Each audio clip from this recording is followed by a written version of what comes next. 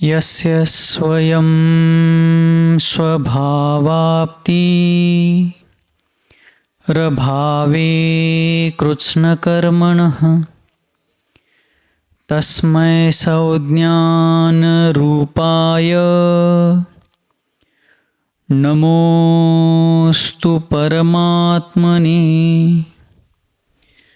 नमोस्तु शुद्धात्मने। नमोस्तु गुरुरात्मने। बोलिए पंच परमेष्ठी भगवान के, द्वादशांग जिनवानी माता के, चारित्र परम पूज्य अध्यात्म महर्षि आचार्य भगवान श्री पूज्यपाद मुनि महाराज के, चारित्र चक्रवर्ती मुनिकुल पितामह योगींद्र चूड़ामणि धर्म साम्राज्य नायक 20वीं शताब्दी के प्रथम आचार्य भगवान श्री शांति सागर जी मुनि महाराज के, दीक्षा गुरु शांत मूर्ति वात्सल्य रत्नाकर गुरुवर आचार्य भगवान श्री सन्मति सागर जी मुनि महाराज के, परम पूज्य आचार्य भगवान श्री विद्यासागर जी मुनि महाराज की, परम पूज्य आचार्य वर्य श्री वर्धमान सागर जी मुनि महाराज की, अहिंसा परमो धर्म की, परम पूज्य एक षट आगम चक्रवर्ती आचार्य विद्यासागर जी मुनि महाराज की, समस्त आचार्य संघ की। संस्कृत नीतिकारों ने एक अत्यंत सुंदर श्लोक बताया है। आप लोग मेरे पीछे पीछे बोलेंगे। गंगा पापम शशि तापम, गंगा पापम शशि तापम, दैन्यम कल्पतरुस्तथा, पापम तापम च दैन्यम च हंति संत महोदय। ऐसा श्लोक है, रोम रोम रोमांचित होते हैं। इसमें कहा गया, वैदिक मान्यताओं का थोड़ा सा संदर्भ दे करके इन नीतिकार ने कहा कि गंगा पापम, वैदिक लोगों की मान्यता है कि गंगा नदी में नहाने पर पाप धो जाता है, पाप धुल जाता है। किंतु वस्तुनिष्ठ ज्ञान को धारण करने वाले ज्ञानीजन कहते हैं कि किसी नदी में स्नान करने पर यदि पाप धुल जाता तो उस नदी में ही जन्म लेने वाले जलचर प्राणी सभी निष्पाप होने चाहिए, पाप रहित होने चाहिए। हमारे भाग्य विधाता सन्मति सागर आचार्य देव हमेशा कहते थे कि नदी में, गंगा हो या कोई भी नदी हो, नदी में नहाने के बाद पाप धुलता हो तो पाप क्या चमड़ी पर बैठा है? जैसे कीचड़ में से आने पर वो कीचड़ पैर के ऊपर लगा है, कहीं पर भी ऊपर चमड़ी को लगा है तो पानी में जाते ही वो चमड़ी से धुल जाता है। वैसे ही गंगा में नहाने पर पाप धुलने को, पाप चमड़ी पर बैठा है क्या, चमड़ी को लगा है क्या? नहीं। किंतु वैदिक लोगों की ये मान्यताएं हैं कि गंगा नदी में नहाने पर पाप धुलता है, जो कि भ्रामक कल्पना है। शशि तापम, शशि यानी चंद्रमा, सूर्य और चंद्र ये आकाशदीप है। तुम्ही आकाश दिवा लावताय की कधी? माणसासारखं दिवा लावायला बघतात कशात ना कशात। किंतु आकाशदीप वास्तव में अकृत्रिम कोई है तो चंद्र और सूर्य, जो ज्योतिषवासी देवों के इंद्र और प्रति इंद्र है। किंतु सूर्य की जो किरणें हैं वो अति उष्ण, प्रताप और प्रकाश प्रदान करने वाला वह सूर्य दाहक स्वभावी है। किंतु चंद्रमा की जो किरणें होती हैं वह अत्यंत शीतल होती हैं, सौम्य और शीतल होती है। इसलिए उन नीतिकार ने कहा कि शशि तापम, शरीर का दाह भी चंद्रमा की किरणों में कम हो जाता है। शशि तापम, दैन्यम कल्पतरुस्तथा, दीनता, गरीबी, दरिद्रता, इसको यदि कोई हरता है तो कल्पतरु होता है। जैसे अपन शास्त्रों में पढ़ते हैं कि चतुर्थ काल के पहले अर्थात तृतीय काल में, या उसके भी पहले जो 2 काल है अर्थात 3 काल भोग भूमियों के हैं, उन भोग भूमियों के कालों में कल्प वृक्ष होते हैं 10 प्रकार के। उन कल्प वृक्षों के सामने जाकर के कोई भी इच्छुक व्यक्ति अपनी इच्छा व्यक्त करता है तो कल्प वृक्ष उसको इच्छित वस्तु प्रदान करता है। लेकिन उनकी एक सीमा है। गंगा पापम शशि तापम दैन्यम कल्पतरुस्तथा, पापम तापम च दैन्यम च हंति संत महोदय। लेकिन विश्व में गुरु एक ऐसा व्यक्तित्व है जो पाप का भी, ताप का भी और दीनता का भी नाश करते हैं और आत्मा को परमात्मा बनने का मार्ग प्रदान करते हैं। यह गुरु की महिमा है, गुरु की गरिमा है। और इसी बात को आचार्य पूज्यपाद स्वामी के चरणों में शिष्य ने जब पूछा कि गुरुदेव, स्व और पर का भेद हम कैसे समझे, उसके उपाय क्या है, उसका माध्यम क्या है, तो आचार्य महाराज ने 33वें श्लोक में बताया, गुरु उपदेशात अभ्यासात संवित्त है स्व परांतरम।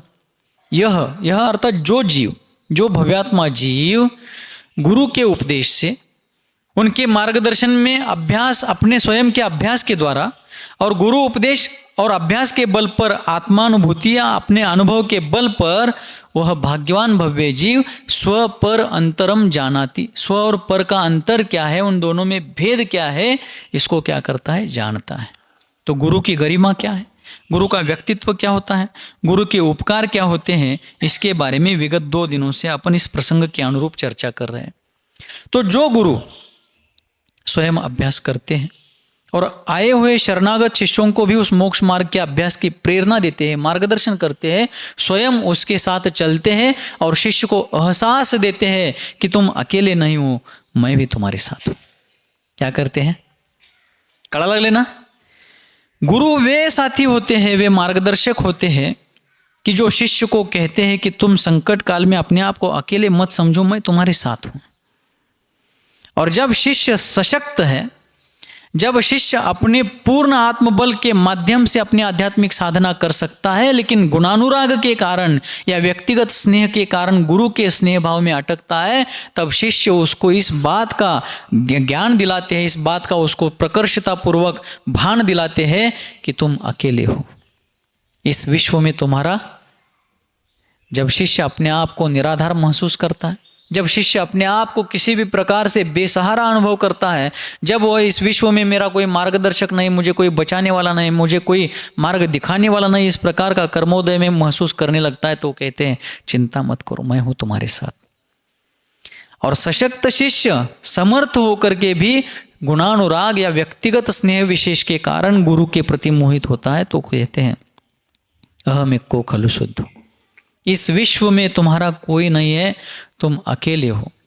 सबके साथ होकर के भी, सबके बीच होकर के भी तुम अकेले हो। अर्थात प्रसंग के अनुसार गुरु शिष्य को संभालते हैं। क्या करते हैं, शिष्य को संभालते हैं, उसके व्यक्तित्व को कहीं बिखरने नहीं देते, बल्कि निखरने में सहायक बनते हैं, वे गुरु होते हैं। और फिर आगम ग्रंथों का पान कराते हैं। जिस प्रकार आप अपने घर में जन्मे हुए छोटे से नवजात शिशु को संभालते हैं, उसका पालन करते हैं, पोषण करते हैं, उसकी माँ उसको दुग्धपान कराती है, और जैसे जैसे दुग्धपान के आगे उसकी उम्र बढ़ती है, तो उसकी माँ हो, नानी हो, दादी हो या घर के बुजुर्ग महिलाएं हो, उस बालक को घुट्टी पिलाती है। घुट्टी घालताय का नाही, काय काय घालताय त्याच्यात, खारीक, खोबरं, वेखंड, लोखंड, जे असेल ते दूध के ऊपर भिगोया हुआ खारे को उस पर क्या करते हैं, आप पीसते हैं उस पत्थर पर और उस बालक को घुट्टी पिलाते हैं। बाहुबली भगवान का मस्तकाभिषेक, इस भजन में एक पंक्ति रविंद्र जी ने लिखी, घुट्टी में ही बाहुबली को मिला धर्म का ज्ञान। जो तीर्थंकर के पुत्र है, तद्भव मोक्षगामी है, चक्रवर्ती के भ्राता है, अन्य सभी भ्राता राजा होने के साथ साथ तद्भव मोक्षगामी है। इस युग की सर्वप्रथम 2 आरिकाएं जिनकी सगी बहनें हैं, एक सगी है, एक सौतेली है, लेकिन सगेपन से कोई कमी नहीं थी, सगेपन में कोई कमी नहीं थी।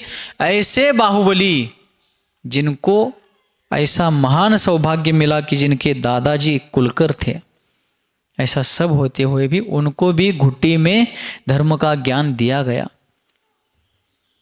उसी प्रकार गुरु होते हैं जो अपने शिष्यों को इस मार्ग पर एक नवजात शिशु के समान समझ करके बार बार अध्यात्म की, सैद्धांतिक या धर्म की महिमा बताने वाली धर्म कथा बता करके, तत्व चर्चा करके उनके मनोबल को, आत्मबल को पुष्ट करते हैं।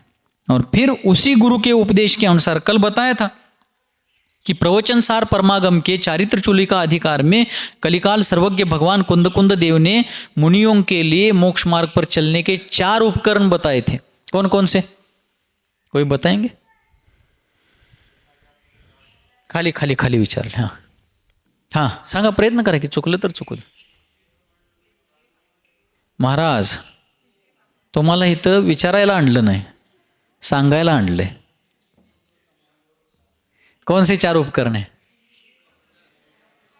यथाजात रूप अर्थात निर्घ्रंथ मुद्रा, दूसरा है गुरुवैनम अर्थात गुरु के वचन, तीसरा है विनय और चौथा है सुत्तज्जैनम अर्थात श्रुत का अध्ययन.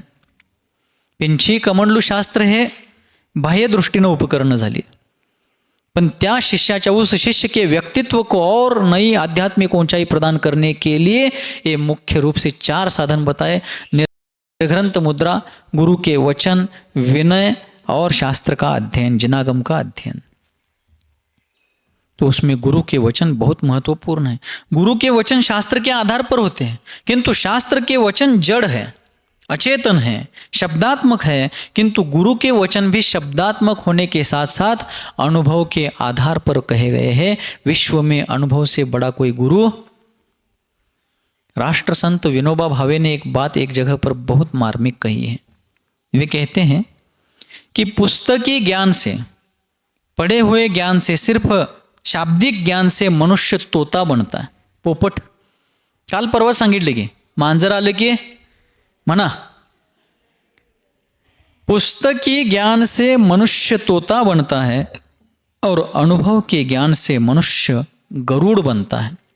मराठी में गरुड़ कहते हैं, अंग्रेजी में उसको ईगल कहते हैं, हिंदी में क्या कहते हैं थोड़ा देखना पड़ेगा.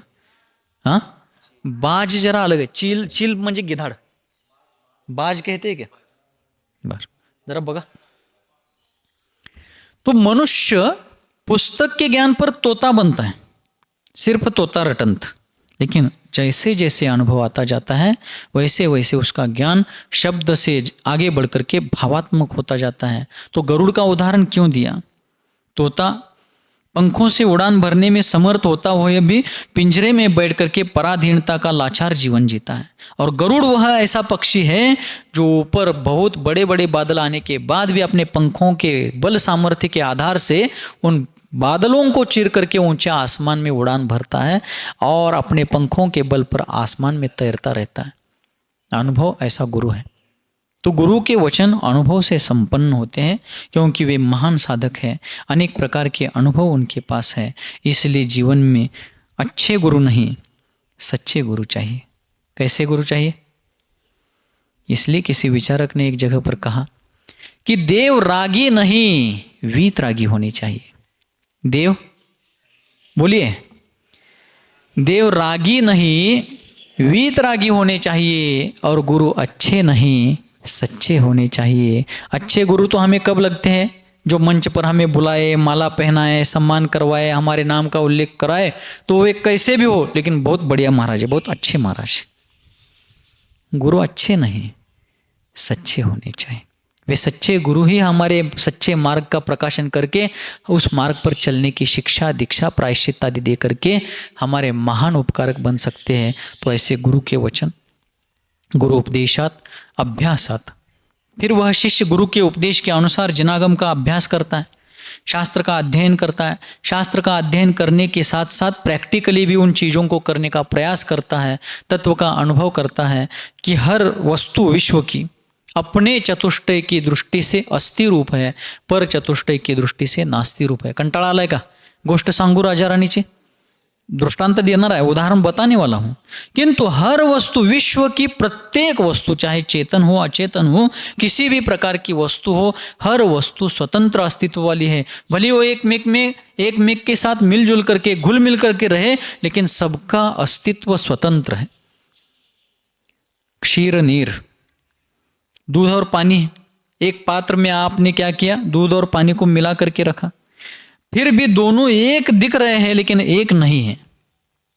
दूध और पानी एक दिख रहे हैं लेकिन एक नहीं है. दोनों का अस्तित्व स्वतंत्र है. यदि दोनों का अस्तित्व स्वतंत्र नहीं होता तो आप लोग गैस चूल्हे पर दूध को उबालने के लिए रखते हैं, उस समय सिर्फ पानी जलता है, पानी बाष्प बनता है, पानी उड़ जाता है, दूध उतने का उतना रहता है.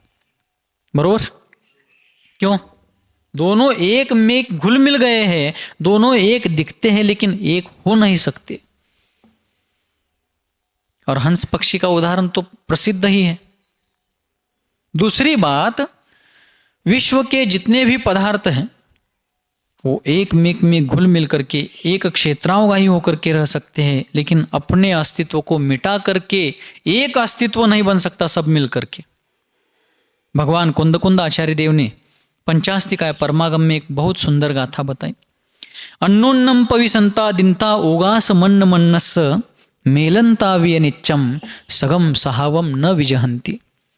अर्थात विश्व के सारे पदार्थ यथासंभव एकमेक में घुल मिल करके रहते हैं, एकमेकात मिळून मिसळून राहतात, किंतु अन्नोन्नम पविसंता एकमेक में प्रवेश करके मेलनता विय नित्यम दिनता ओगास मन्न मन्नस एकमेक को अवगाहन भी देते हैं, मेलनता विय नित्यम एकमेक के साथ घुल मिल करके भी रहते हैं, किंतु सगम सहावम न विजहंती अपने स्वभाव को कभी छोड़ते। यहाँ बैठे हुए लगभग सभी ने करेले की सब्जी कम से कम एक बार तो खाई होगी। ऐसे कोई है कि हमने एक बार भी करेला नाही खाया? सगळ्यांनी कारलं खाल्लेलं आहे, बरोबर। अब करेले के माध्यम से अपन 6 द्रव्यों के स्वातंत्र्य का यहाँ पर एक दृष्टांत के माध्यम से दार्ष्टान्त की ओर जाएंगे। 4:45 बजने आए हैं, अब एक 15-20 मिनट लगने वाले, ठीक है। जैसे करेले की सब्जी किसी पाक शास्त्री ने बनाई है, स्वयंपाक करनारे, उसमें 6 घटक है, अपन 6 ले लेते हैं, कम ज़्यादा भी हो सकते हैं। पहला है करेला को बना करके उसके पीस बना करके उसमें धो करके शोधन करके डाल दिया। दूसरी चीज़ है नमक, तीसरी चीज़ है गुड़, काही जण गुड़ पण घालतात की, करून माहीत नाही पण पहली चीज़ है करेले के पीस बनाए गए, दूसरी चीज़ है नमक, तीसरा चीज़ है गुड़, चौथी चीज़ है मिर्ची, पांचवी चीज़ है घी और छठी चीज़ है पानी। कितनी चीज़ें हो गई? 6 बातें हो गई, ठीक है। तुमच्याकडं हेच मोटा मोटी ढोबळ मानन हेच असेल। ये 6 चीज़ें एक पात्र में डाल करके उसको उबाला गया, ठीक है। अपन पानी को गौन कर देते हैं, इमली डालते हैं उसमें, इमली, चिंच पण घालतेत की, घालतेत ना? हाँ, जरा जरा ओगस कवा तर 6 चीज़ें पानी को गौन करते हैं, करेला, नमक, मिर्च, गुड़, इमली और घी या तेल, कोई भी स्नेह समझ लीजिए, स्नेह यानी घी या तेल समझ लीजिए, ठीक है। हाँ, पानी तो है ही है, तो पानी को गौन कर देते हैं, 6 चीज़ें हो गई। अब जब इन 6 चीज़ों को एक ही पात्र में रख करके उबाल लिया गया, तो उसके उपरांत जब कोई भी व्यक्ति उसको खाता है, भोजन करता है, तो उस करेले की सब्जी नाम के व्यंजन को खाते समय भी यदि वह खाने वाला जागरूक है तो एक साथ 6 चीज़ों का वहां पर वो भान रख सकता है। साखरेत तळलं काय आणि तुपात घोळलं काय? कारलं कडू ते कडूच असंच आहे काय? मग कवा सांगणार ते? साखरेत घोळलं काय आणि तुपात तळलं काय असं म्हणायला पाहिजे होतं महाराज तुम्ही। जरा लक्ष देऊन ऐका। तो 6 वस्तुएं हैं, कितना भी उसको गुड़ में शक्कर की चाशनी में डुबोइए, करेला कड़वा का कड़वा रहेगा। तो सब्जी खाते समय जो कड़वा स्वाद आ रहा है वो करेले का है, थोड़ी सी मिठास आ रही है गुड़ या शक्कर की है, खट्टापन है इमली का है, खारापन है नमक का है, तीखापन है मिर्ची का है, और हाथ को मुख को जो चिकनाई लग रही है, चिकटपना, वो किसकी है? तेल या घी की। एक मिश्रण होकर के भी किसी ने भी अपना स्वभाव छोड़ा। करेले में गिरने के बाद गुड़ कड़वा नहीं हुआ है, गुड़ के साथ होने के बाद भी करेला मीठा नहीं हुआ है, घी ने चिकनापना नहीं छोड़ा है, नमक ने खारापन नहीं छोड़ा है, नमकपना यानी क्षारपना नहीं छोड़ा है। अर्थात एक मिश्रण होकर के भी, एक मेक में अवगाहित होकर के भी उन्होंने अपना स्वभाव नहीं छोड़ा है। उसी प्रकार यहाँ भी 6 द्रव्य है, मेरी उंगली है उदाहरणार्थ, यहाँ भी 6 द्रव्य है। कैसे? जो स्पर्श रस गंध वर्ण वाला है वो पुद्गल है, लेकिन यहाँ पर कुछ ठंडा लग रहा है, गर्म लग रहा है, हल्का लग रहा है, भारी लग रहा है, कोमल लग रहा है, कठोर लग रहा है इत्यादि का भान हो रहा है, वेदना हो रही, संवेदना हो रही, इसका भान हो रहा है। तो इसमें ज्ञान दर्शनवान जीव भी यहाँ पर है। ये हलन चलन कर रहा है, हिलना डुलना हो रहा है, तो इसको हिलने डुलने के लिए निमित्त बनने वाला धर्म द्रव्य है। गमनागमन के बाद ये स्थिरता पूर्वक एक स्थान पर रुका है, तो अधर्म द्रव्य भी। बचपन में जन्म के समय इसकी लंबाई, चौड़ाई, मोटाई या इसका बल कम था, अब उम्र की अपेक्षा, काल के परिवर्तन की अपेक्षा ये परिवर्तित हो गया, सब परिवर्तित हो गया, काल द्रव्य है। इसको रहने के लिए यहाँ पर जगह मिली है, आकाश द्रव्य। सब एक मेक के साथ होते हुए भी सबका अस्तित्व स्वतंत्र है। कभी कभी छोटे बच्चों के या बड़े लोगों के पेट में कृमियां बनती, कृमि, जंतु म्हणतो, जंत होतात की कृमियां होती हैं। शरीर तो ये हमारा है, लेकिन इस शरीर में जो कृमियां बनती हैं वो जब भी कभी शरीर से बाहर पड़ती है, इस शरीर में रहती हुई भी वो स्वतंत्र थी, तभी तो वो स्वतंत्र रूप से बाहर पड़ी। एक में एक में ये सभी द्रव्य अवगाहित है, लेकिन इनका अस्तित्व स्वतंत्र है। इसी प्रकार ये जीव इस देह से भिन्न है, इस देह में रहता है, लेकिन ये देह इस जीव के रूप में नहीं है, ये जीव इस देह के रूप में नहीं है। ये वस्तु स्थिति है, ये वास्तविकता है, किंतु अज्ञानवश, अनादिकालीन संस्कारवश संसारी प्राणी शरीर की उत्पत्ति को ही आत्मा की उत्पत्ति मानता है और आत्मा की उत्पत्ति को ही देह का जन्म मानता है। देह के नाश को ही आत्मा का नाश मानता है। आत्मा वास्तविक ना उत्पन्न होता है ना नष्ट होता है। इसी प्रकार तत्वज्ञान के अभ्यास के बल पर वह शिष्य क्या करता है, स्व और पर में भेद करता जाता है। भेद यानी यहाँ भेदभाव या पक्षपात नहीं समझना है। भेद का अर्थ दोनों का स्वरूप या स्व और पर द्रव्य का स्वरूप और अस्तित्व भिन्न भिन्न है, इसका यथार्थ सम्यक ज्ञान अपने भीतर प्राप्त कर लेता है। इस प्रकार भेद शब्द का अर्थ ग्रहण करना है। भेद का अर्थ यहाँ भेदभाव, पक्षपात नहीं लेना है। यहाँ पर भेद शब्द का अर्थ दोनों के अस्तित्व और स्वरूप में जो अंतर है, भिन्नता है, उसका भान कर लेता है और धीरे धीरे संवित्ते है, अर्थात संवित्ति अर्थात अनुभूति, अनुभव, वह उसका अनुभव भी कर लेता है। एक मुनि महाराज हुए चतुर्थ काल में, जिनके पास शास्त्र ज्ञान के नाम पर शून्य ज्ञान था, क्योंकि उनके ज्ञानावरण कर्म का ऐसा पूर्वोपार्जित प्रबल उदय था। गुरु कितना भी उनको उपदेश दे तो भी वो समझ नहीं पाते थे, स्मरण नहीं रख पाते थे। उनका नाम भी जैन जगत में प्रसिद्ध है। क्या नाम? शिवभूति मुनि महाराज। कुंद कुंद भगवान ने अष्ट प्राभृत में उनका उल्लेख इतने सम्मान के साथ किया है। तुस मास घोषंतो शिव भूदो केवली जादो।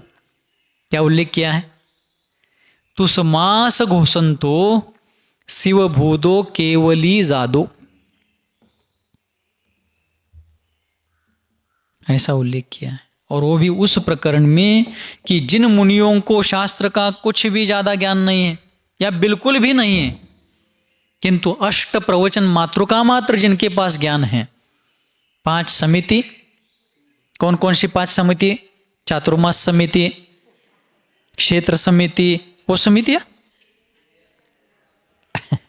समिति का अर्थ क्या है? सम्यक ऐनम समिति ही। वास्तविक लिहून घ्यायला पाहिजे हे सगळं, आहे का नाही? लक्षात राहते तुमच्या सगळं? माझ्या तर राहत नाही। ये सब मेरे तो ध्यान में नहीं रहता, आपके रहता। एक पाठी है आप लोग, इसलिए नोटबुक और पेन होना ही चाहिए। प्रवचन के सत्रों में, धर्म चर्चा के सत्र में जो हमें मालूम नहीं वो नोट करके ले सकते हैं। सम्यक ऐनम समिति है, सावधानता पूर्वक की जाने वाली प्रवृत्ति को समिति कहते हैं। चलना फिरना हो, उठना बैठना हो, सोना लेटना हो, खाना पीना हो या लेना रखना हो इत्यादि ही नहीं, मल मूत्र और थूक भी विसर्जित करनी हो तो भी सावधानता, जीव जंतुओं की रक्षा की सजगता रख करके जो प्रवृत्ति मुनिजनों के द्वारा की जाती है उसको कहते हैं समिति।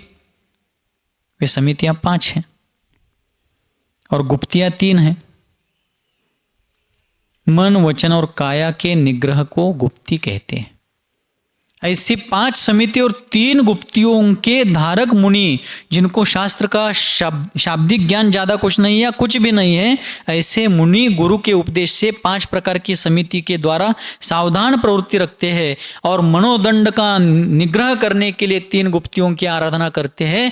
ऐसे अष्ट प्रवचन मातृका वाले मुनि भी शुक्ल ध्यानी होकर के घाती कर्मों का घात करके कैवल्य ज्योति को प्रगटा सकते हैं, अरहंत सिद्ध बन सकते हैं। ये जब उपदेश कुंद भगवान अष्ट प्राभृत में कर रहे थे, उसी प्रकरण में उन्होंने कहा, तुषमास घोषण तो शिव भूदो केवली जादू तुषमाश भिन्नम। शिवभूति नाम के मुनि महाराज थे और उन मुनि महाराज ने जब गृहस्थी का त्याग करके अपने श्री गुरु के चरणों में पाद मूल में आकर के निर्ग्रंथ दिगंबर जैनेश्वरी भगवती मुनि दीक्षा धारण की। मुनि दीक्षा लेने के उपरांत गुरु महाराज के संग में बैठ करके वे स्वाध्याय सुनते थे, तत्व चर्चा सुनते थे, लेकिन उनके धारणा मति ज्ञानावरण आदि का इतना प्रबल उदय था कि कुछ भी स्मरण में नहीं रहता था। वो श्रद्धा पूर्वक सुनते थे, उसको जानने समझने का प्रयास करते थे, लेकिन कर्म का प्रबल उदय था। कर्म गति न्यारी तो बुद्धि क्या करेगी बेचारी, ऐसे कहावत है। और दूसरी एक संस्कृत नीति है, कर्मानुसारिणी बुद्धि। क्या संस्कृत नीति है? कर्मानुसारिणी बुद्धि। कर्म का जैसा उदय होता है वैसी बुद्धि होती है। ये सर्वथा नहीं लगाना है, एक सामान्य से प्राथमिक कथन है। तो वहां पर गुरु महाराज इतना सुंदर उपदेश देते थे, लेकिन उनका ही धारणा मति ज्ञानावरण का उदय था, सो उनके ध्यान में नहीं रह पाता था। वो श्रद्धा पूर्वक सुनते थे, समझने का जानने का प्रयास करते थे, लेकिन कुछ भी ध्यान में नहीं रहता था, किंतु वे भद्र परिणामी थे। गुरु दयालुता पूर्वक उनको समझाने का प्रयास करते, वो समझने का प्रयास करते, लेकिन फिर भी चिकने घड़े पर गिरा हुआ पानी जैसे निकल जाता है वैसे हो जाता था। किंतु वीरसेन आचार्य देव ने धौला में कहा है, यदि वर्तमान में सुना हुआ, श्रद्धा पूर्वक सुना हुआ शास्त्र, सुनी हुई जिनवानी ज्ञानावरण कर्म के प्रबल उदय से एक शब्द रूप में भी ध्यान में ना रहे, तो भी श्रद्धा पूर्वक इस जीवन में सुना हुआ शास्त्र अगले जीवन में केवल ज्ञान की प्राप्ति में कारण बनता है। ये जिनवानी की महिमा है, इसलिए जिनवानी श्रद्धा पूर्वक सुननी चाहिए। और अपने प्रबल कर्म के उदय से यदि समझ में नहीं आती है तो मुझे समझ में नहीं आती इसलिए वो झूठ है, ऐसा भयंकर कर्म बंधन नहीं कर लेना चाहिए। मुझे समझ में नहीं आती जिनवानी, ये मेरी बौद्धिक दुर्बलता है, मेरे ज्ञानावरण कर्म का उदय है, लेकिन वो सत्य है क्योंकि जिन वचन है, क्योंकि न अन्यथा वादिनो जिनाह। जिनेन्द्र भगवान अन्यथावादी नहीं होते, वस्तु स्वरूप के विपरीत उनका कथन कभी नहीं हो सकता, कभी नहीं होता, कभी नहीं होगा। फिर वे श्रद्धा पूर्वक सुनते गए। अन्य मुनि महाराज उनसे कहते थे कि आपका कैसा कर्मोदय है, आचार्य महाराज आपको इतना समझाते हैं, इतना बताते हैं, फिर भी आप समझ नहीं पाते हैं, कुछ भी नहीं आता आपको। इस प्रकार की बातें होती थी, वो संयम से सहन करते थे। आचार्य महाराज भी उनको समझाते थे, अन्य शिष्यों को भी उनके साथ योग्य प्रकार से समाचार करने की प्रेरणा देते थे। लेकिन जब आचार्य महाराज ने देखा कि इनके इस प्रकार के ज्ञानावरण कर्म के उदय से कुछ विकल्प उत्पन्न हो रहे हैं, तो चतुर्थ काल के वे मुनि थे, उत्कृष्ट सहन के धारक थे, भद्र परिणामी थे, दृढ़ चारित्र के धारक थे, और वे कभी भी मार्ग से भटकेंगे नहीं, इसका विश्वास गुरु को था। इसलिए गुरु महाराज ने उनको कहा कि आपको मेरा पूरा आशीर्वाद है, लेकिन अब आप संघ में मत रहिए, आप अकेले विहार कीजिए। ये चतुर्थ काल में संभव है।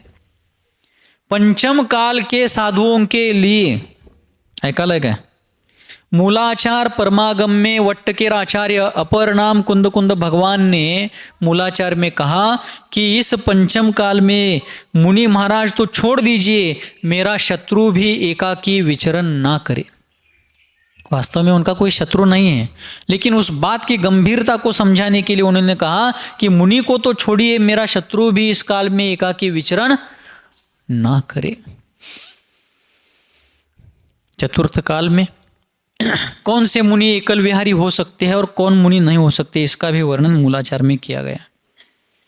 तब उनके गुरु ने उनकी समर्थता देख करके, एक ज्ञानावरण का उदय होने के कारण शब्द ज्ञान द्रव्य श्रुत ज्ञान की दृष्टि से छोड़ा जाए तो बाकी सर्व दृष्टि से वो समर्थ मुनि थे, ये जान करके उनके गुरु ने उनको खूब आशीर्वाद दिया और कहा कि आप अपनी आत्म साधना करते हुए एकाकी विचरण करें, आत्म ध्यान का अभ्यास करें, आत्मानुभूति का प्रयास करें, मेरा आपको बहुत आशीर्वाद है। ऐसा कह करके जब गुरु ने उनको आदेश दिया, गुरु को छोड़कर जाने की उनकी भावना नहीं थी। समर्पित शिष्य वही होता है जो हर हाल में गुरु के पास रहना चाहता है। लेकिन जिस शिष्य को स्वतंत्रता के नाम पर स्वच्छंद जीवन जीना होता है, स्वेच्छाचारी जीवन जिसको प्रिय है, बस उस स्वेच्छाचारिता को, स्वच्छंदाचरण को जिसने स्वतंत्रता का नाम दिया है, उसको गुरु का सानिध्य भी परतंत्रता लगता है और वो वहां से बाहर जाना चाहता है, दूर जाना चाहता है। किंतु ऐसे शिष्य का नियम से पतन हुए बिना नहीं रहता। कहीं भी देखिए, कभी भी देखिए। और फिर उन मुनिराज ने गुरु के चरणों पर अपना मस्तक रख दिया, अपने आंखों के पानी से ही गुरु के चरणारविंद को धो डाला, उनका पाद प्रक्षालन कर दिया। अन्य साधर्मी मुनिजनों से क्षमा याचना की और भारी कदम से, भारी मन से वे वहां से जाने लगे। आंखों से गुरु के साथ ना रहने का, गुरु से दूर जाने का दुख बह रहा था। फिर भी धैर्य धारण करके गुरु के आशीर्वाद को ही अपने कलेवा मान करके, पाथेय मान करके, कलेवा पाथेय म्हणजे शिदोरी, तुम्ही कसं कुंतलगिरीला घेऊन येत आज आला असला काहीतरी लाडू बिडू दशम्या बिशम्या, वैसे कलेवा लेकर के गुरु के आशीर्वाद को ही अपना कलेवा पाथेय मान करके वे विहार कर गए।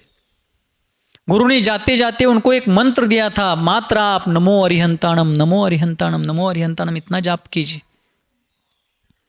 तत्व चर्चा करते समय संग में गुरु ने उनको उदाहरण दिया था कि जैसे एक अनाज होता है, दाल होती है, तो दाल के ऊपर का छिलका दाल के साथ होकर के भी भिन्न है और दाल भिन्न है, वो समझाया था। तुष्माश भिन्नम ये मंत्र गुरु ने पढ़ाया था। जाते जाते नमो अरिहंताणम, पूरा नमोकार मंत्र आपको याद नहीं रहेगा तो मात्र नमो अरिहंताणम का जाप्य करते रहिए, इतना आशीर्वाद आदेश दिया था। वे जाप्य करते जा रहे थे, तुष्माश भिन्नम बोलते जा रहे थे, कहीं भूल ना जाए, स्मृति भ्रष्ट ना हो जाए, इसलिए वो लगातार पाठ करते जा रहे थे। लेकिन जंगल में पानी का एक बहाव बह रहा था 3-4 फीट चौड़ा, 3-4 फूट असं रुंद असणारा तो पाण्याचा प्रवाह, और उस पानी से मुझे नहीं जाना है, उसको कैसे लांग करके जाऊं, उसका विचार करने में, उपाय सोचने में, उससे मार्ग निकालने में वो कुछ देर बाद सफल तो हो गए, लेकिन उस उपक्रम के निमित्त से वो नमो अरिहंताणम ये मंत्र भी भूल गए, तुष्माश भिन्नम ये सूत्र भी बिल्कुल भूल गए। कैसा कर्मोदय होगा। तद्भव मोक्षगामी जीव है जो कुछ काल बाद केवल ज्ञानी बनने वाला है। ज्ञातारम विश्व तत्वानाम इस पंक्ति में जिसका समावेश होने वाला है, उसको नमो अरिहंताणम मात्र स्मरण में ना रहे, तुष्माश भिन्नम ये सूत्र ध्यान में ना रहे। इसलिए कभी भी ज्ञान का अहंकार, मेरे जैसा कोई विद्वान है ही नहीं, मेरे जैसा कोई ज्ञानी, मेरे जैसा कोई वक्ता प्रवचनकार है ही नहीं, इस बात का घमंड होना ही नहीं। जब केवल ज्ञान के धारी अरहंत भगवान वीतरागी है जो सूर्य के समान है, और आज हम लोग जुगनू के बराबर भी नहीं है। जुगनू म्हणजे काजवा, लाईट किडा म्हणतो तो बघा लहानपणी आपण, उस जुगनू के बराबर भी हमारा ज्ञान नहीं है। उस सूर्य के सामने, उस केवली के सामने हमारा ज्ञान जुगनू के बराबर भी नहीं है। लेकिन हमारा अहंकार 3 लोक में समाता नहीं, और वे केवल ज्ञान के धारी होकर के भी पूर्ण मार्दव धर्म उनमें जीवंत है, पूर्ण विकसित है। तो ऐसे भगवान उन केवली की श्रेणी में जिनका समावेश कुछ काल बाद होने वाला था, उनको नमो अरिहंताणम भी याद ना रहे। कर्म की लीला है, लेकिन कर्म सिद्धांत सार्वकालिक है, कर्म सार्वकालिक नहीं है। वह आश्रव बंध को प्राप्त होता है, स्थिति सत्व स्थिति बंध जितना है उतने काल तक रहता है। उदय काल में उदयावली में आकर जिस प्रकृति, जिस अनुभाग को धारण कर रहा है वो ऐसा फल देता है, झड़ जाता है। इसलिए धैर्य धारण करना बहुत बड़ा एक बल है, धैर्य होना चाहिए। या जगदवर्त कर्मी ते ज्ञान चालू झालंच लगेच। तब वे मुनिराज, मंत्र याद नहीं आ रहा है, सूत्र स्मृति में नहीं आ रहा है, तुष्माश भिन्नम वाला, विहार करते करते आगे बढ़ रहे थे। बड़ा खेद हो रहा था उनको कि मुझे गुरु ने आशीर्वाद के रूप में वो मंत्र दिया था, वो सूत्र दिया था, कैसा दुर्भाग्य है मेरा, कितना दुर्दैवी जीव हूँ मैं, वो भी याद ना रहे। फिर अपने आप को संभालते हुए, गुरु के ऊपर श्रद्धा रखते हुए, देवशास्त्र गुरु का स्मरण करते हुए, पंच परमेष्टि का यथासंभव स्मरण करते हुए आगे बढ़ने लगे। और फिर विहार करते करते जब वे आगे जा रहे थे, पुण्य का उदय ऐसा हुआ, निमित्त वैसे मिलते हैं कर्म के अनुसार। एक गृहिणी अपने घर के बाहर आंगन में कुछ गृह कार्य करते हुए बैठी थी और उड़द होते ना, उड़ीद म्हणतो की आपण, उड़ीद मराठीमध्ये, हिंदी में उड़द बोलते हैं। उड़द के दाल को उसके छिलके से भिन्न करते हुए बैठी थी। और उड़द को संस्कृत भाषा में माश बोलते हैं, माश, षटकोण का श, माश, ठीक है। जब वो गृहिणी कार्य कर रही थी, वे मुनिराज वहीं से जा रहे थे, उन्होंने उस कार्य को देखा और पूछा सहज भाव से कि आप ये क्या कर रहे हैं। तब उस गृहिणी ने बोला कि मैं माश से तुष को भिन्न कर रही हूं। उतना सुनते ही सूत्र याद आया, तुषमाश भिन्नम। उनको आनंद गगनात मावेना, एक गाना है कि मराठीत मध्ये, आनंद गगनात मावेना, हाँ, ऐसा आनंद हो गया कि उनको ये आनंद पूरे आकाश में नहीं समा रहा था, इतना आनंद उनको हो गया कि गुरु का सूत्र मुझे याद आ गए। बड़ी कृतज्ञता पूर्वक गुरु का स्मरण करते हुए वो जंगल में एकांतवास में चले गए। तुषमाश भिन्नम सूत्र के आधार पर वो दृष्टांत था, सूत्र तो उनको याद आ ही गया और प्रत्यक्ष प्रैक्टिकल भी उन्होंने उन गृहिणी का देखा था।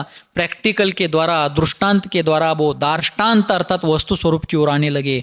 जैसे माश से तुष भिन्न है, दाल से छिलका अलग है, उसी प्रकार आत्मा से देह आदि पर द्रव्य अलग है। इस वस्तु स्वरूप तक पहुंच गए और उसी का ध्यान करते करते अंतर मुहूर्त में केवल ज्ञान के स्वामी अरहंत परमात्मा बन गए। जैसे ही उनको केवल ज्ञान हो गया, उनके गुरु अवधि ज्ञानी थे, उनके जो गुरु थे अवधि ज्ञानी थे। सहज अवधि ज्ञानोपयोग में उनको पता चला कि उन शिवभूति मुनिराज को केवल ज्ञान हो गया। तो अपने शिष्यों को कहने लगे, चलो केवली भगवान का दर्शन करना है। शिष्य कहने लगे, गुरुजी अब यहाँ कौन से केवली भगवान है आसपास में, आप किस केवली के दर्शन की बात कर रहे हैं। तब आचार्य महाराज कहते हैं कि जिसके ज्ञानावरण के प्रबल उदय के कारण आप लोग जिसको मंद बुद्धि, दुर्बुद्धि, अज्ञानी कह करके चिढ़ाते रहे, वो आज केवल ज्ञान का सूर्य धारण करने वाला आकाश बन गया है। चलो उस आकाश में जाते हैं, उस प्रकाश में जाते हैं। शिष्यों को नहीं समझा, वो कहते कौन, वे ही शिवभूति मुनिराज अरिहंत परमात्मा बन गए, चलो उनके दर्शन करते। सभी गए। शिवभूति मुनि महाराज गंधकुटी में विराजमान थे, जिन्होंने उनको दीक्षा दी, शिक्षा दी, प्रायश्चित। शिक्षा म्हणजे इथं दंड घ्यायचं नाही, हिंदीमध्ये शिक्षा म्हणजे शास्त्राचं ज्ञान। दीक्षा, शिक्षा, प्रायश्चित इत्यादि दे करके उनके ऊपर महा उपकार किया था। वे गुरु उनके चरणों में जाते हैं और 3 परिक्रमा अपने शिष्यों के साथ उनकी लगाते हैं। शिष्य आज जगत गुरु बन गया था, गुरु आज उनके चरणों में शिष्य बन करके विनम्रता के साथ परिक्रमा लगा करके नमस्कार करते हैं और उनके चरणों में बैठ करके जिनवाणी का श्रवण करते हैं। ये श्रवण संस्कृति का इतिहास है। आचार्य विद्यासागर जी महाराज ने एक दोहा लिखा, श्रमण सभ्यता का रहा सदा यही इतिहास। क्या लिखते हैं? श्रमण सभ्यता का रहा सदा यही इतिहास, जीवन में बस ज्योति हो मरने पर निर्वाण। जीवन में बस ज्योति हो मरने पर निर्वाण। अर्थात अरहंतों का भी उपचार से मरण कहा जाता है, वास्तव में वो निर्वाण है। ये श्रवण सभ्यता का इतिहास है। इसलिए हम सभी लोग गुरु का उपदेश, शास्त्र का अभ्यास और तत्व की अनुभूति के साथ स्व और पर का अंतर जान करके, भेद विज्ञान के द्वारा उस तत्व को जान करके निरंतरम मोक्ष सौख्यम जानाति। वह भव्य जीव क्या करता है? निरंतर मोक्ष सुख का ज्ञान धारण करता है और उस मोक्ष सुख का स्वरूप जानते जानते एक दिन रत्नत्रय की आराधना की पूर्णता को प्राप्त करके स्नातक स्नातकोत्तर होता है, अर्थात 14वें गुणस्थान के पार गुणस्थानातीत होकर के सिद्धत्व भाव को प्रगटाता है, अर्थात सिद्ध परमात्मा बनता है।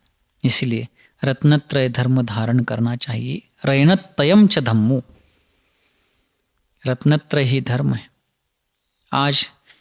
आज की तारीख में ऐसे ही एक भाग्यवान भव्यात्मा ने 7 वर्ष पूर्व उस रत्नत्रय धर्म को अपने जीवन में आत्मसात किया, अंगीकार किया, जो आज हम सबके बीच में यथा नाम तथा गुण स्वनाम धन्य मुनि श्री गुणसागर जी महाराज के रूप में विराजमान है। आचार्य वर्धमान सागर जी महाराज के कर कमलों से कोल्हापुर जिले के कौठेसार धर्मनगरी में 30 मई 2019 को उन्होंने निर्ग्रंथ दिगंबर मुनि दीक्षा को ग्रहण किया। उनके साथ साथ और 3 भव्यात्माओं ने मुनि दीक्षा ग्रहण की थी, जो आज मुनि श्री श्रुत सागर जी महाराज हैं, मुनिवर श्री निर्भय सागर जी महाराज हैं, और उनमें से एक मुनि महाराज जो सुपार्श्व सागर जी थे, जिनकी दीक्षा के कुछ महीनों बाद समाधि पूर्वक संलेखना हो गई। ऐसे 4 मुनि महाराज एक तो समाधिस्थ हो गए। 2 मुनि महाराजों में से एक सांगली जिले में है, कोल्हापुर जिले में है आज की तारीख में, और आज एक यहाँ पर साक्षात सिद्ध क्षेत्र कुंतलगिरी में हम सबके बीच में विराजमान है। सभी की साधना अपनी शक्ति के अनुसार गुरु उपदेश के आधार पर शास्त्र की मर्यादा में रहते हुए सम्यक रीति से चल रही है। सभी वयोवृद्ध होते हुए भी अनुभवों से समृद्ध हैं। श्रद्धा और समर्पण के साथ रत्नत्रय धर्म का अनुपालन करते हुए अपने साध्य के प्रति निरंतर जागृति पूर्वक आगे कदम बढ़ा रहे हैं। इस उम्र में भी अपने 6 आवश्यक क्रियाएं और 28 मूल गुणों के प्रति सतत सजगता के साथ साथ वे संवर और निर्जरा के उपासक बने हुए हैं। मुनि जीवन असी धाराव्रत वाला जीवन है। अनेक उपसर्ग परिचयों से गुजरने वाला यह जीवन है, सुखासीन जीवन नहीं है। इसीलिए सुखासीन जीवन का त्याग करके आत्महित के लिए श्रम करने वाला यह जैन धर्म है। इसलिए इसको श्रमण संस्कृति कहा जाता है। कैसी संस्कृति? श्रमण संस्कृति, जिसमें आत्महित के लिए सतत श्रम किए जाते हैं, पुरुषार्थ किया जाता है, मेहनत की जाती है, शारीरिक, मानसिक, वाचिक, आध्यात्मिक, आत्मिक हर स्तर पर मेहनत की जाती है। इसलिए इस संस्कृति को श्रमण संस्कृति कहा जाता है। किसी हिंदी विचारक ने एक जगह पर कहा है, कुछ लोगों को मुनि दीक्षा लेना यानी बच्चों का खेल लगता है। कुछ कायदे पंडित होते हैं जिनको स्वयं को घर में बैठ करके भी अल्प व्रतों का पालन करना भी संभव नहीं है, लेकिन दूसरों के ऊपर उंगली उठाना ही जिनका इति कर्तव्य है। ये टीका टिप्पणी नहीं है, वास्तविकता है। ऐसे लोग हमेशा हमेशा हमेशा सदाचारी साधुओं का भी निंदा आलोचन का कार्य करते रहते हैं। लेकिन किसी हिंदी विचारक ने एक जगह पर कहा है कि मुनि दीक्षा लेना कोई खेल नहीं है बच्चों का। ऐका लागलं का? मुनि दीक्षा लेना कोई खेल नहीं है बच्चों का। यहाँ आकर के तो देखो तेल निकल जाता है अच्छे अच्छों का। मैं कहने वाले सुरमा भी यहाँ पर घुटने टेक देते हैं। आसान है क्या मुनि जीवन में अच्छी तरीके से सफलतापूर्वक अपने साध्य की ओर बढ़ना? नहीं है। हमेशा साध्य के प्रति जागरूकता चाहिए, देवशास्त्र गुरुओं के प्रति श्रद्धा और समर्पण चाहिए, आने वाले कष्टों को सहन करने की तैयारी चाहिए, कष्ट सहिष्णुता चाहिए। हमारे गुरुदेव सन्मति सागर आचार्य देव एक मराठी कहावत हमेशा कहते थे, बुद्ध्याची वरिले वान हे सतीचे। एक 5 मिनिटं चालेल? यावाग बिडता बाबा यांठांके। गुरुदेव कन्नड़ मराठी की एक कहावत हमेशा कहते थे, बुद्ध्याची वरिले वान हे सतीचे। इसका मतलब क्या है? जब किसी ने पूछा आचार्य महाराज को कि गुरुदेव ये कहावत आप प्रवचनों में अक्सर कहा करते हैं, मुनि जीवन की चर्चा में ये प्रसंग आप हमेशा रखते हैं, इस कहावत का अर्थ क्या है? कहावत म्हणजे म्हणी असतात ना मराठीमध्ये। तो उस कहावत का अर्थ विश्लेषित करते हुए गुरुदेव ने कहा कि कुछ दशकों के पहले भारतवर्ष में एक कुप्रथा प्रचलित थी शताब्दियों से, सती प्रथा। कौन सी प्रथा? कि वैवाहिक दंपति जीवन जीने वाली पत्नी जब पति के निधन के बाद स्वस्थ है, अल्प उम्र वाली है, सब प्रकार से उसका जीवन दीर्घ काल तक चल सकता है, ऐसा होते हुए भी तत्कालीन प्रथाओं के कारण उस स्त्री को धधकती हुई चिता में, भड़की हुई चिता में जीवित रूप में प्रवेश करके अत्यंत झुलसा हुआ मरण, तड़पता हुआ मरण स्वीकार करना पड़ता था। और उस मरण को उन्होंने सती नाम दिया। राजा राम मोहन राय ने उसका पूर्ण रूप से बंद हो, इस प्रकार के प्रयास किए। आचार्य शांति सागर जी महाराज ने भी उसके बारे में बहुत प्रबोधन संबोधन किया था समाज का, और भी विचारकों ने मार्गदर्शन किया, लेकिन अंततोगत्वा राजा राम मोहन राय के प्रयासों से वो पूर्ण रूप से भारतवर्ष में बंद हुआ।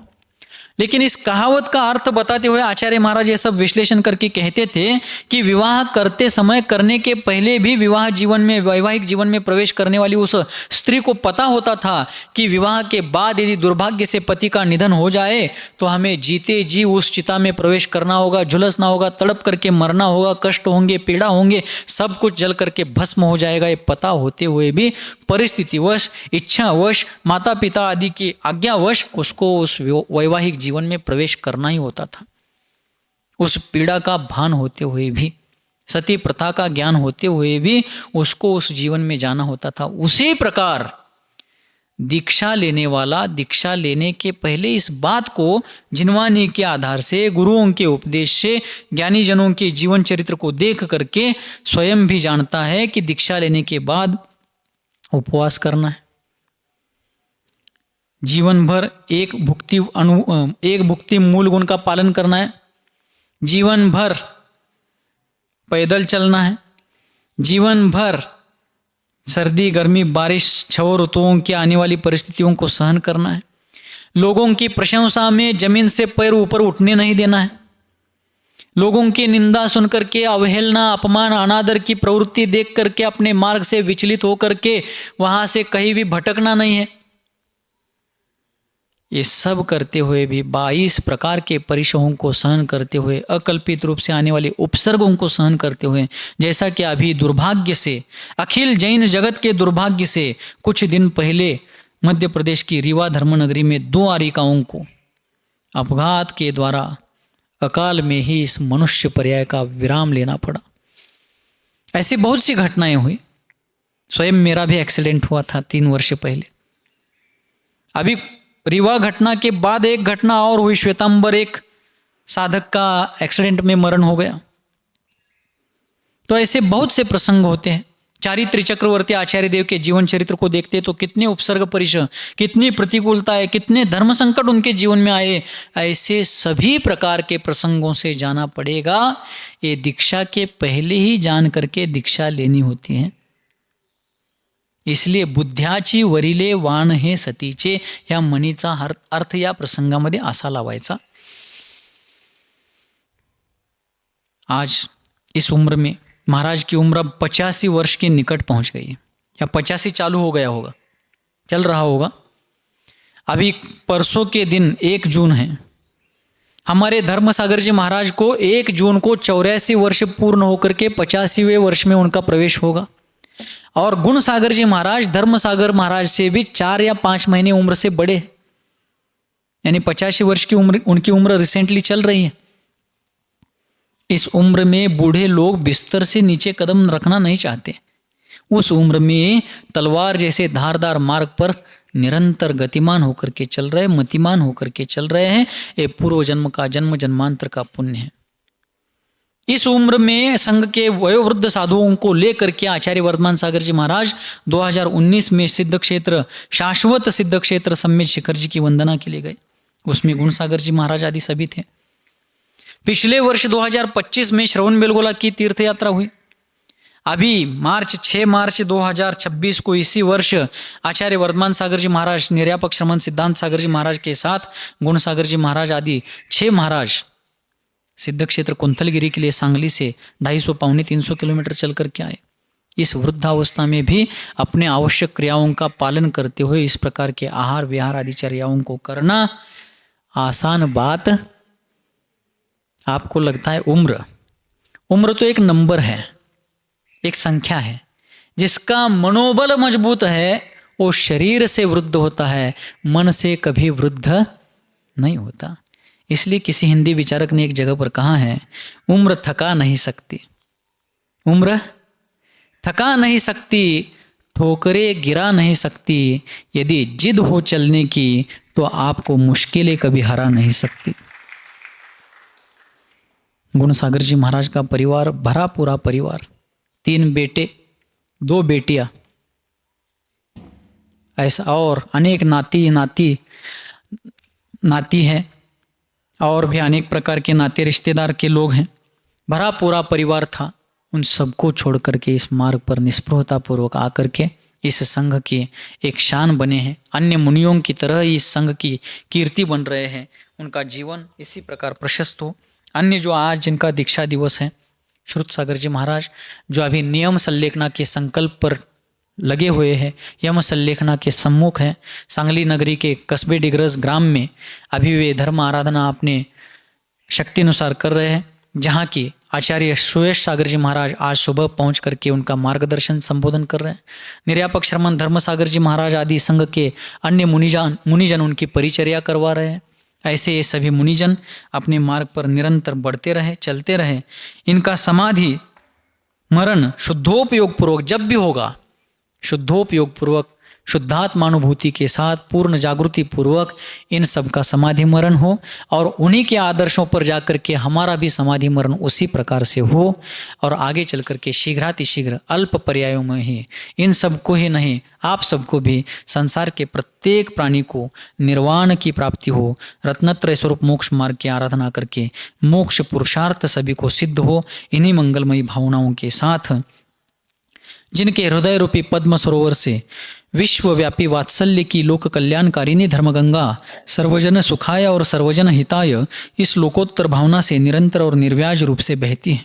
जो वर्तमान धर्मतीर्थादिनायक सन्मतिनाथ भगवान के लघुनंदन हैं, जो चारित्र चक्रवर्ती आचार्य भगवान श्री शांति सागर जी महामुनिराज की मूल संघ आचार्य परंपरा के आभूषण स्वरूप हैं, जिनका जीवन मानवता का मानदंड है और उदारता का उदाहरण है, मूलाचार ही जिनका साधन है और समय सार ही जिनका साध्य है, जो धर्मरथ के समर्थ सारथी हैं, जिनका जीवन प्राणी मात्र के लिए अभय प्रदान करने वाला है, जो संसार समुद्र में डूबने वालों के लिए अभेद्य धर्मनव का समान है, जो संसार रूपी वन में भटकने वालों के लिए रत्नत्रय के रत्नदीप है, जिनका जीवन सहजता और सरलता के कारण सुंदरता से भी सुंदर है। ऐसे मेरे जीवन के सर्वे सर्वा भाग्य विधाता सन्मति सागर आचार्य देव के त्रिभुवन सुंदर लोकपूज्य चरण कमलों में यही प्रार्थना करता हूँ कि हे गुरुदेव, सभी की मति सन्मति हो और सभी की गति पंचम गति मोक्ष गति हो। इन्हीं मंगलमय भावों के साथ बोलिए गुरुवर आचार्य भगवान श्री सन्मति सागर जी मुनि महाराज की